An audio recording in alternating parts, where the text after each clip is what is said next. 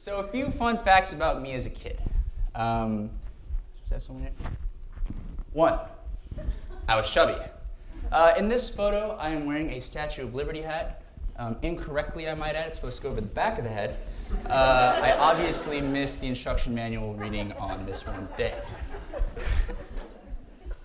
Fact two, as a kid, my friends and family said, "Hey Sam, you look like Annie from the Broadway musical." You guys may or may not have seen a feature film about it. You know, it's kind of popular. It was great stuff to hear as an 8-year-old boy. Thanks, guys. And third, and most importantly, at age 8, I got a herd of goats, and I raised them for 6 years. Now, why is that fact so important? Is it on here? Just give me a second, guys. This is a lot better. Oh, man. Now, why is that fact so incredibly important, right? It's because over the course of about 12 years, it led me to come up with a simple but powerful business plan that I believe can fight poverty in rural areas. So why poverty, right? I'm from the Rio Grande Valley, and some of you may not know, but the Rio Grande Valley has some of the highest rates of poverty in the nation.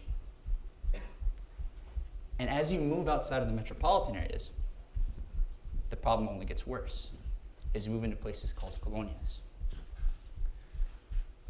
So goats fighting poverty, right? You must think this guy's crazy. You must be kidding. But I promise you, it's that simple. As humans, we are so fixated on this notion that complex problems like poverty warrant complex solutions.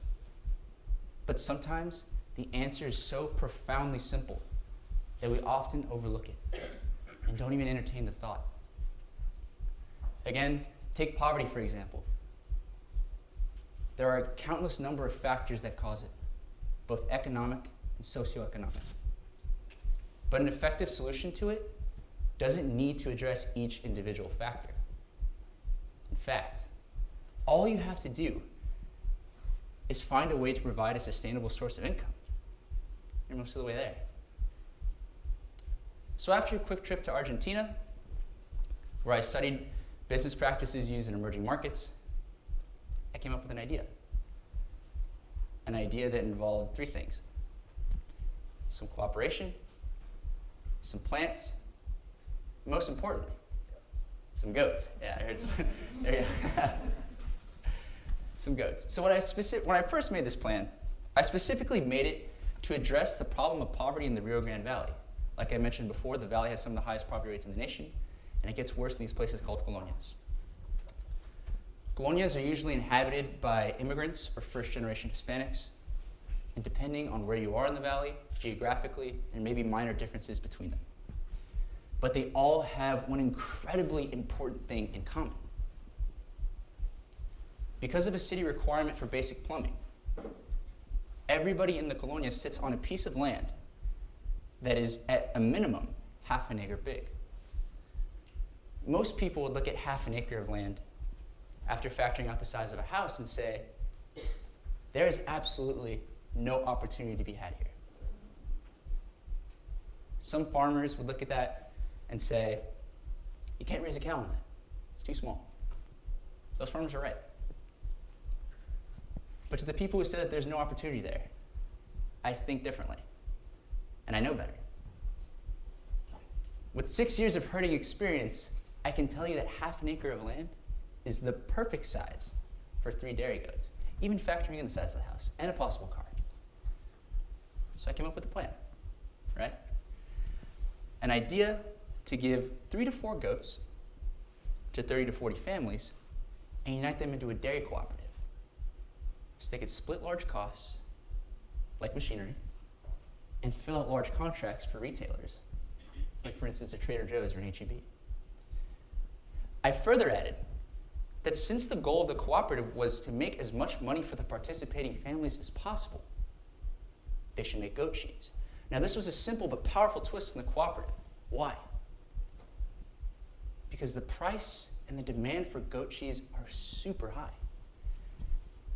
I further added that if the people that were participating wanted to supplement their income again, they could use the excess land that they're on to grow a hardy plant like the thornless prickly pear, whose leaves can serve as roughage during the hard times and whose fruits can become finished lucrative products.